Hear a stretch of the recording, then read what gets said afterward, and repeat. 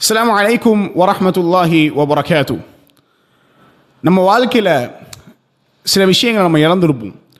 இழந்த விஷயங்களை மீண்டும் கிடைக்காது அப்படின்னு சொல்லக்கூடிய சில பட்டியலில் மிக முக்கியமான ஒன்று காலம் என்று சொல்லக்கூடிய ஒன்று. காலம் பொன் போன்றது என்று சொல்வார்கள். நம்மை விட்டு சென்ற மணித்துளிகள், நாம் கடந்து வந்த அந்த நேரங்கள், அதை மீண்டும் நம்மால் பெற்றுக்கொள்ள முடியாது. அப்போ இந்த நேரங்களை குறித்து நாம் மிகவும் கவனமாக இருக்க வேண்டும். இந்த நேரத்தை நம்ம எப்படி கடக்கிறோம், இந்த நேரங்களை நாம் எப்படி பயன்படுத்துகிறோம். அல்லாஹ் குர்ஆனில் பல இடங்களில் இதை குறித்து நமக்கு எச்சரிக்கை செய்கிறான். இந்த உலக வாழ்க்கையை பொறுத்தவரை மனிதன் இந்த உலகத்திற்கு எதற்காக அனுப்பப்பட்டானோ அதை மறந்துவிட்டு இந்த உலகத்தினுடைய அலங்காரத்தில் மூழ்கி இருப்பதாக அல்லாஹ் குர்ஆனினுடைய வெவ்வேறு வசனங்களில் எமக்கு சொல்லி காட்டுகிறான். ஆக கண்ணியத்திற்குரியவர்களே, டைம் மேனேஜ்மெண்ட் என்பது நம்முடைய வாழ்க்கையில் மிக முக்கியமான ஒன்று. நேரங்களை நாம் பட்டியலிட்டு கணக்கிட்டு ஒரு முஃமின் செலவழிப்பது தான் ஒரு முஃமினுடைய பண்பாக இருக்க முடியும். அல்லாஹ்விற்காக நாம் கழித்த நேரங்கள் எவ்வளவு, அல்லாஹ்வை திருப்திப்படுத்த நாம் கழித்த நேரங்கள் எவ்வளவு என்பதை நாம் கணக்கிட்டு நம்முடைய வாழ்க்கையை நாம் அமைத்துக் கொள்ள வேண்டும்.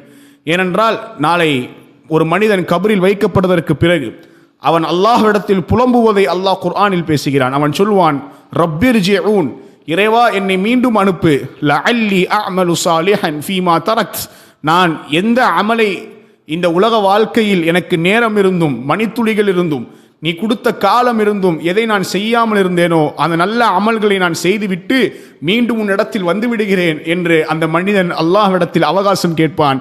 ஆனால் அல்லாஹ் அவனுக்கு அந்த அவகாசத்தை கொடுக்க மறுத்து விடுவான். காரணம், ஏற்கனவே உனக்கு இந்த உலக வாழ்க்கை கொடுக்கப்பட்டது, ஆனால் நீ அதை சரிபெற நிறைவேற்றவில்லை என்பதுதான்.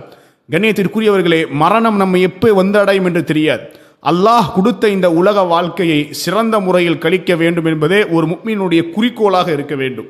ஏனென்றால் நாளை மறுமையில் அல்லாஹ் கேட்கக்கூடிய கேள்விகளில் மிக பிரதானமானது இந்த உலக வாழ்க்கையில் நான் கொடுத்த இந்த காலத்தை, இந்த வாழ்க்கையை நீ எப்படி கழித்தாய் என்பதுதான். இந்த காலத்தை குறித்து தான் அல்லாஹ் சுப்ஹானஹு வ தஆலா ஒரு அத்தியாயத்திலே மிக சிறப்பாக பேசுகிறார்.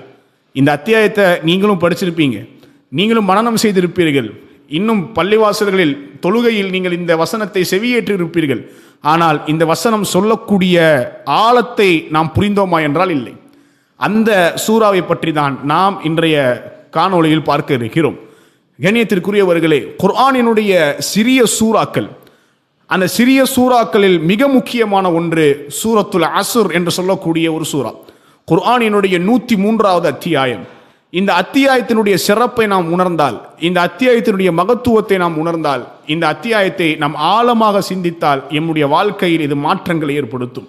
இமாம் ஷாஃபிஈ ரஹ்மத்துல்லாஹி அலைஹ் சூரத்துல் அஸ்ரை குறித்து சொன்னார்கள், அல்லாஹ் சுப்ஹானஹு வ தஆலா குர்ஆனிலே 114 அத்தியாயங்களை இறக்காமல் இந்த ஒரே ஒரு சூறாவை மட்டும் அல்லாஹ் இறக்கியிருந்தா அதுவே மனித சமுதாயத்திற்கு போதுமானதாக இருந்திருக்கும் அப்படின்னு இமாம் ஷாஃபி ரஹ்மத்துல்லாஹி அலைஹ் மார்க்க மாமேதை அவர்கள் சொன்னார்கள்.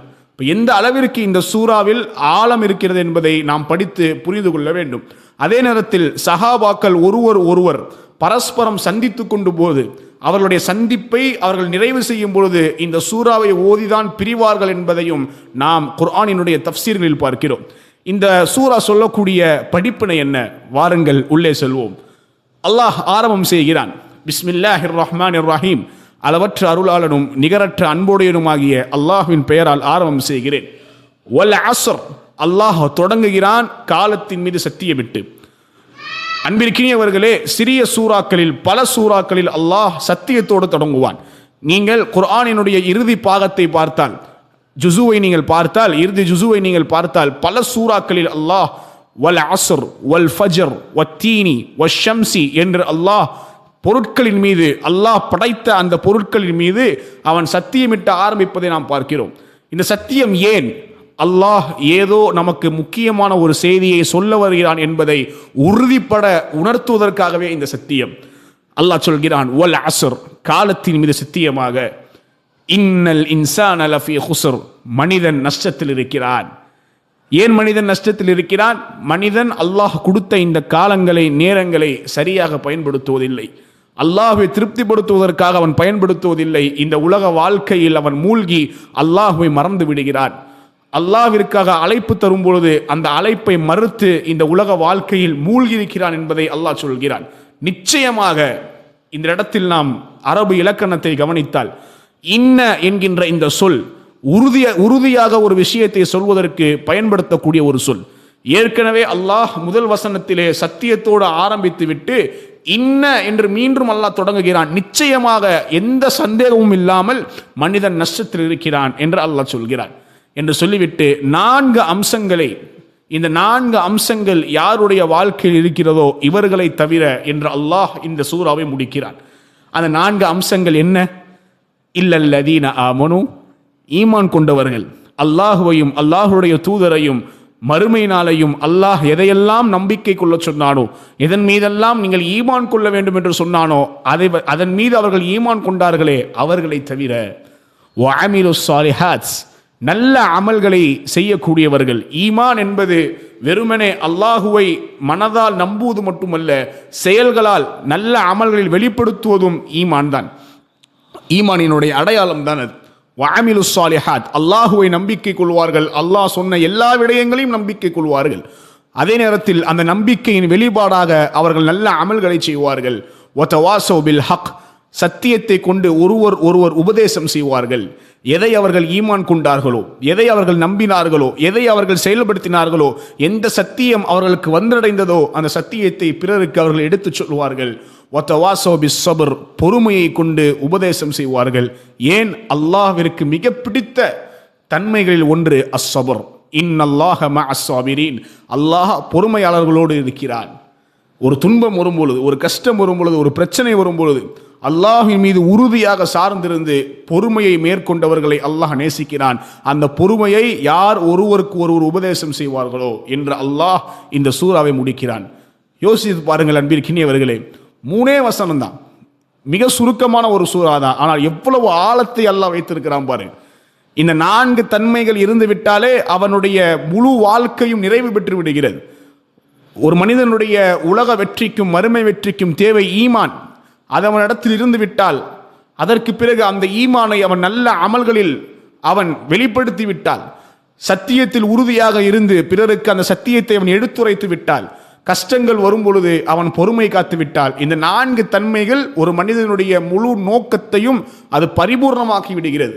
அல்ஹம்துலில்லாஹ், எவ்வளவு அழகாக இந்த சூராவை அல்லாஹ் கட்டமைத்திருக்கிறான் என்று பாருங்கள். மணிக்கணக்கிலே அல்லாஹ் சுப்ஹானஹு வ தஆலா பக்கம் பக்கமாக அல்லாஹ் சொல்லவில்லை. 3 வசனங்களில் நமக்கு உரைப்பது போல் ஓதும் பொழுதும் அதனுடைய வார்த்தைகள், உச்சரிப்புகள், அதனுடைய அழகும் தனி. அதே நேரத்தில் அந்த வசனங்களும் அதனுடைய ஆழங்களையும் அல்லாஹ் எவ்வளவு அழகாக வைத்திருக்கிறான் என்பதை இந்த சூரா நமக்கு தெரியப்படுத்துகிறது. குர்ஆனில் இதுவும் ஒளிந்திருக்கக்கூடிய முத்துக்களில் ஒன்று. பலரும் இதை மனனம் செய்திருப்போம். ஆனால் இந்த செய்திகளை எம்முடைய வாழ்க்கையில் நாம் பின்பற்றி இந்த சூறாக்கள் எப்போதெல்லாம் ஓதப்படுகிறதோ இந்த எண்ணம் உங்களுடைய உள்ளத்தில் வர வேண்டும். இந்த எண்ணம் உங்களுடைய உள்ளத்தில் வந்துவிட்டால் நேர காலங்களை நாம் சரியாக பயன்படுத்த முடியும். சரியாக நாம் அல்லாஹ்விற்காக அந்த நேரங்களை செலவிட முடியும். அப்படிப்பட்ட நல்மக்களாக அல்லாஹ் உங்களையும் என்னையும் ஆக்கி அருள் புரிவானாக. ஜஸாக் அல்லாஹு.